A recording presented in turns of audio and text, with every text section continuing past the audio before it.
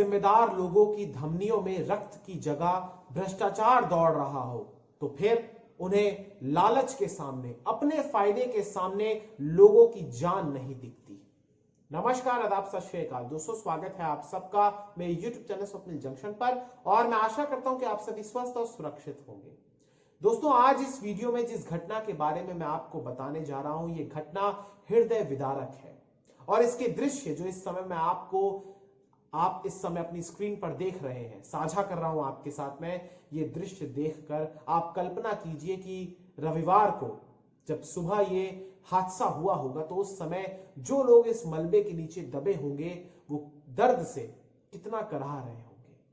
इसी के साथ साथ जो परिजन अपने प्रियजनों की तलाश में रो रहे थे, जो भरसक प्रयास कर रहे थे कि किसी प्रकार से उनके प्रियजन, उनके अपने सुरक्षित हों, इस मलबे के नीचे भी जिंदा हो, इस आस में वो लगातार उन्हें जो मिल रहा था उससे उस मलबे को हटा रहे थे। क्रेन भी लगी हुई थी, एनडीआरएफ की टीम्स भी तैनात थी, पुलिस भी थी, पीएसी भी थी और थे स्थानीय लोग भी। ये घटना वाकई में मैं आपको बताना चाहूंगा कि जब इतने सारे लोग इस पूरे वाकये पर तैनात थे, लगातार जो राहत और बचाव का कार्य है उसमें शामिल थे, उसे कर रहे थे, लेकिन दुखद बात यह हुई कि मलबे में दबने के कारण 25 लोगों की मृत्यु हो गई, 25 लोगों की जान चली गई। यह बहुत बड़ा नंबर है, बहुत बड़ी संख्या है। इसी के साथ साथ 20 से ज्यादा लोग घायल भी हुए हैं, जिनका विभिन्न अस्पतालों में इलाज चल रहा है। मैं आपको इस घटना के बारे में विस्तार से बताना चाहूंगा। दरअसल उत्तर प्रदेश के गाजियाबाद जिले के मुरादनगर में एक शमशान घाट की छत गिरने से यह हादसा हुआ, जिसमें 25 लोगों की मौत हो गई। और मैं आपको एक बात और बताना चाहूंगा कि इस घटना पर, इस दर्दनाक हादसे का संज्ञान देश के राष्ट्रपति रामनाथ कोविंद जी ने, देश के प्रधानमंत्री नरेंद्र मोदी जी ने और सूबे के मुख्यमंत्री योगी आदित्यनाथ जी ने भी लिया। इन तीनों ने ट्वीट के माध्यम से अपनी संवेदनाएं प्रकट की। जितने भी मृतक थे उनके परिजनों के प्रति अपनी संवेदनाएं जाहिर करी, शोक व्यक्त किया।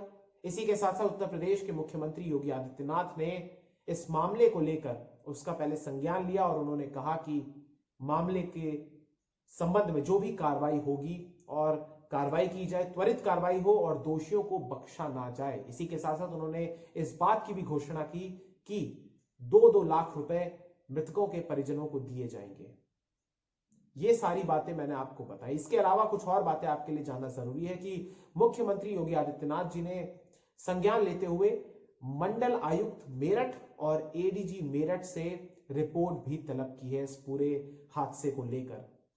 अब आपको मैं इस पूरे घटना के बारे में और विस्तार से बताना चाहूंगा। दरअसल रविवार सुबह ये जो शमशान घाट है, इसके प्रवेश द्वार के साथ एक गलियारा बना हुआ था, जिसकी छत, जिसका निर्माण दरअसल स्थानीय लोगों के अनुसार और चश्मदीद जो वहां पर मौजूद थे उनके अनुसार ये कहा गया कि वो छत दरअसल 3-3.5 महीने पहले ही इसका निर्माण किया गया था। लेकिन स्थानीय लोगों ने लगातार इस बात को कहा कि उन्होंने समय समय पर शिकायत करी है नगर पालिका में कि ये जो छज्जे का निर्माण किया गया है, छत का निर्माण किया गया है, दरअसल इसमें खराब क्वालिटी की, खराब गुणवत्ता की सामग्री का इस्तेमाल किया गया है। लेकिन जो वहां के स्थानीय प्रशासन है उनकी नींद नहीं टूटी, उन्होंने ध्यान नहीं दिया और अब यह हादसा हो गया।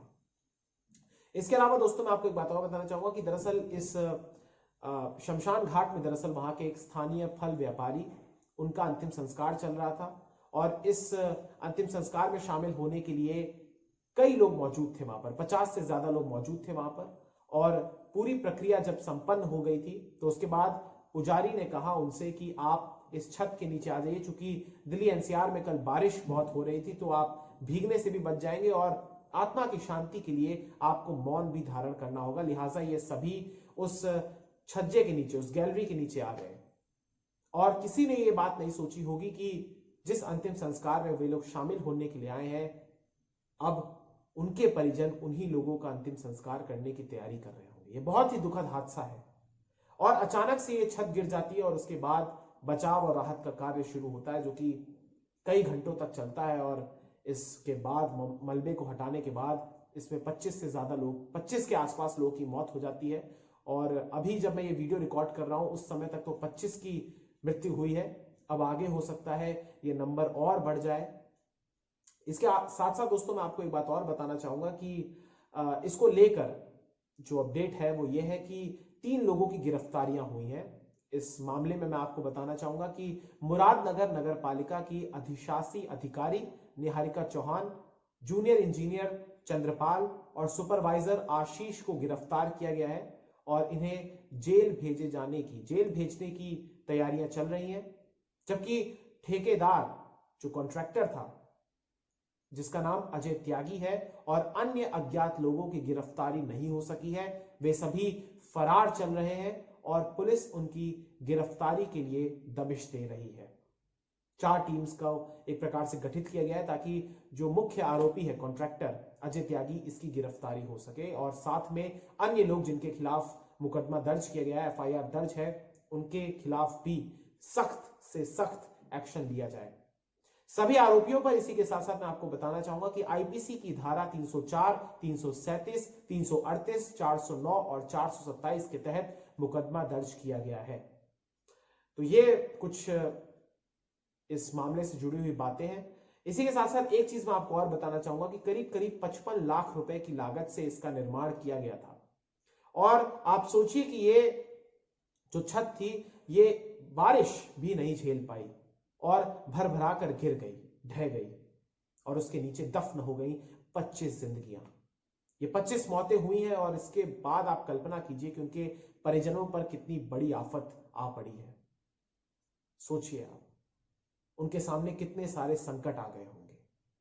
तो यहां पर एक बात उठाना बहुत जरूरी है कि हमारे देश के भीतर आप सिर्फ इसी घटना को नहीं लीजिए, बल्कि यहां पर अगर मैं आपको बताऊं तो हमारे देश में आप समय समय पर आप ये खबरें पढ़ते होंगे कि कहीं पर बहुमंजिला इमारत गिर गई, कहीं पर पुल गिर गया, उसके गिरने के बाद मलबे में इतने सारे लोगों की मृत्यु हो गई, लेकिन क्या उसके बाद कोई कार्रवाई होती है? अगर मैं इस घटना की बात करूं तो क्या यहां पर सही तरीके से ऑडिट किया गया था? क्या यहां पर कॉन्ट्रैक्ट जिसको दिया गया, क्या उसने सही तरीके से काम किया? इसकी जांच हुई थी?